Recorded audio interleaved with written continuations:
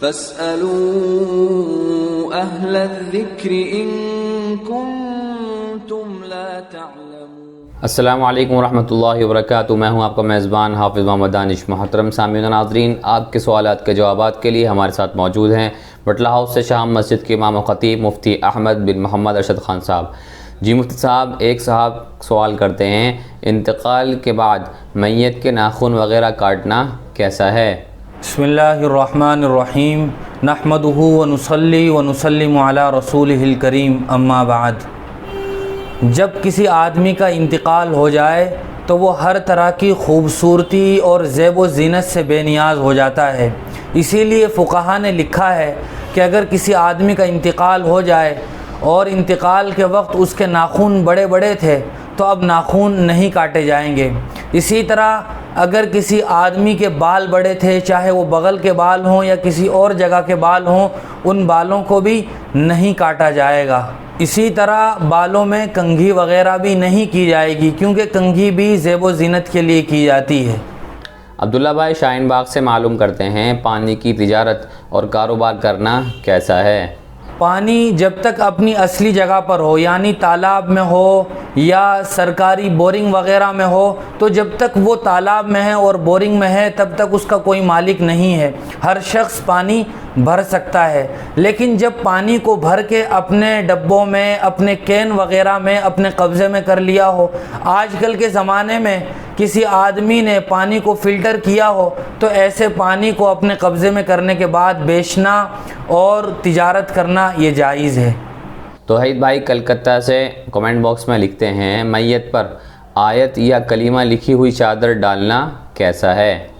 جی ہاں، آج کل بھی عموماً ایسا ہوتا ہے کہ میت کی چارپائی پر آیات مبارکہ یا کلمہ طیبہ، درود شریف وغیرہ لکھی ہوئی چادریں چارپائی پر ڈالتے ہیں، یا یہ کہ بعض لوگ یہی آیتیں لکھی ہوئی یا کلمہ طیبہ لکھی ہوئی چادریں کفن کے ساتھ شامل کر دیتے ہیں۔ یاد رکھنا چاہیے اس طرح کرنا جائز نہیں ہے، کیونکہ اس سے آیات قرآنیہ اور کلمہ طیبہ وغیرہ کی توہین ہوتی ہے۔ قاسم بھائی بٹلہ ہاؤس سے معلوم کرتے ہیں، احرام کی حالت میں چہرے پر ماسک لگانے کا کیا حکم ہے؟ مردوں اور عورتوں کے لیے احرام کی حالت میں چہرے کا کھلا رکھنا ضروری ہے۔ آج کل جیسا کہ ماسک لگانا عام ہو گیا ہے، چاہے وہ فیشن کے طور پر لگایا جائے یا یہ کہ وائرس اور جراثیم سے بچنے کے لیے لگایا جائے، تو اس میں تفصیل یہ ہے کہ اگر کوئی آدمی ماسک لگاتا ہے اور ماسک لگانے کی وجہ سے عام طور پر چہرے کا چوتھائی حصہ چھپ جاتا ہے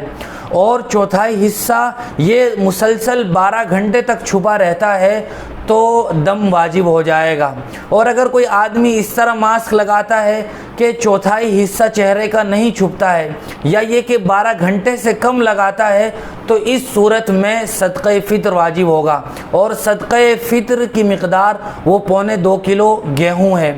یاد رکھنا چاہیے کہ اگر یہ ماسک عذر یا بیماری وغیرہ کی وجہ سے ہے تو دم دینا اس صورت میں اگر چوتھائی حصے کو چھپا لیتا ہے اور 12 گھنٹے سے زیادہ ہے اس وقت بھی دم واجب ہوگا، اور اگر اس سے کم وقت میں لگایا ہے یا اس طرح لگایا ہے کہ چوتھائی حصہ نہیں چھپا ہے تو صدقہ فطر واجب ہوگا، البتہ گناہ نہیں ملے گا۔ لیکن اگر کوئی آدمی بلا عذر صرف فیشن کی وجہ سے لگاتا ہے تب بھی دم واجب ہوگا اور گناہ بھی ملے گا۔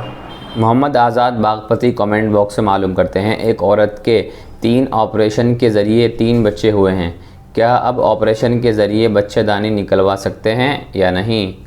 عام حالات میں بچہ دانی نکلوانا یا خاتون کے لیے ایسا طریقہ اختیار کرنا جس طریقے کے نتیجے میں اولاد کی ولادت کا سلسلہ ہمیشہ کے لیے منقطع ہو جائے، ختم ہو جائے، ایسا طریقہ اختیار کرنا اور ایسی تدبیر اختیار کرنا، مثال کے طور پر نس بندی کروا دینا یا بچہ دانی نکلوا دینا جائز نہیں ہے۔ لیکن اگر مجبوری کی وجہ سے ایسا طریقہ اختیار کرنا پڑے تو شریعت میں ضابطہ یہ ہے کہ عارضی طور پر ایسا طریقہ اختیار کر لیا جائے کہ جس سے حمل نہ ٹھہرے، بچہ دانی نہ نکلوائی جائے یا یہ کہ نسبندی نہ کرائی جائے۔ لیکن اگر کسی متقی پرہیزگار ماہر مسلمان طبیب اور ڈاکٹر نے یہ کہہ دیا ہو کہ اس خاتون کے لیے بچہ دانی کا نکلوانا ضروری ہے ورنہ اس خاتون کی جان کو خطرہ ہے، تو پھر بچہ دانی نکلوانے کی بھی گنجائش ہے۔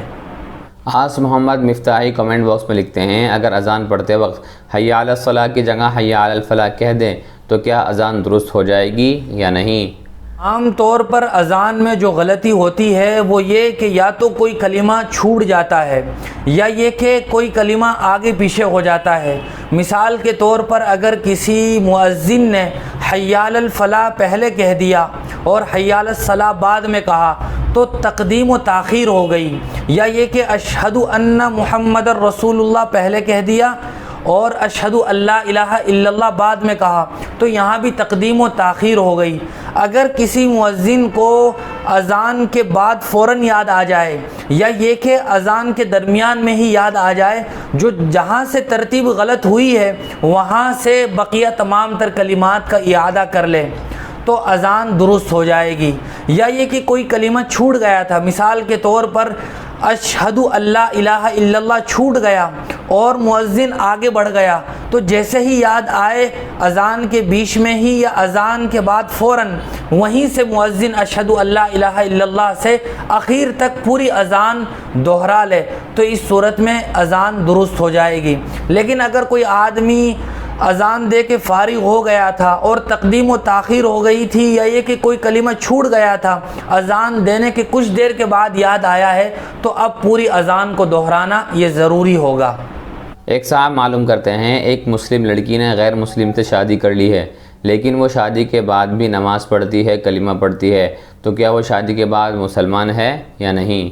جی ہاں، اگر کسی خاتون نے ایسا کیا ہے تو یہ نہایت ہی ناپسندیدہ اور شریعت کی نظر میں گناہ کا عمل ہے۔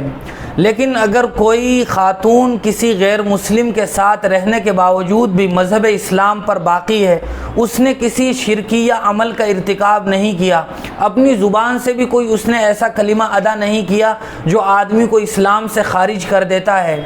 تو وہ عورت مسلمان ہی رہے گی، لیکن جتنے دنوں تک وہ اس غیر مسلم لڑکے کے ساتھ رہی ہے اور جو کچھ ملاقاتیں انہوں نے کی ہے وہ سب کا سب گناہ کے درجے میں ہوگا، زنا اور بدکاری ہوگا، اور غیر محرم کے ساتھ رہنے کی وجہ سے وہ مسلسل گناہ میں ہوگی۔ ایسی خاتون کو چاہیے کہ وہ غیر مسلم سے اپنا تعلق ختم کر کے توبہ کر کے اسلام والی زندگی کا آغاز کرے۔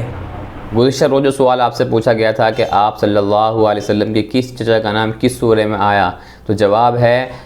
چچا ابو لہب، اور ان کا نام سورہ لہب تبت یدا ابی لہب میں آیا ہے۔ جنہوں نے صحیح جواب دیے ہیں ان کے نام آپ کے سامنے پیش ہیں۔ معین الاسلام بن مولانا دلاور حسین اریابی، محمد سعود عالم نانگلوئی، محمد آزاد باغپتی، ولی الرحمن بستوی، سہیل خان، ابن یونس قریشی، فراہیم عبداللہ، محمد علی بنگال، ارشد علی بٹلہ ہاؤس، آصف خان،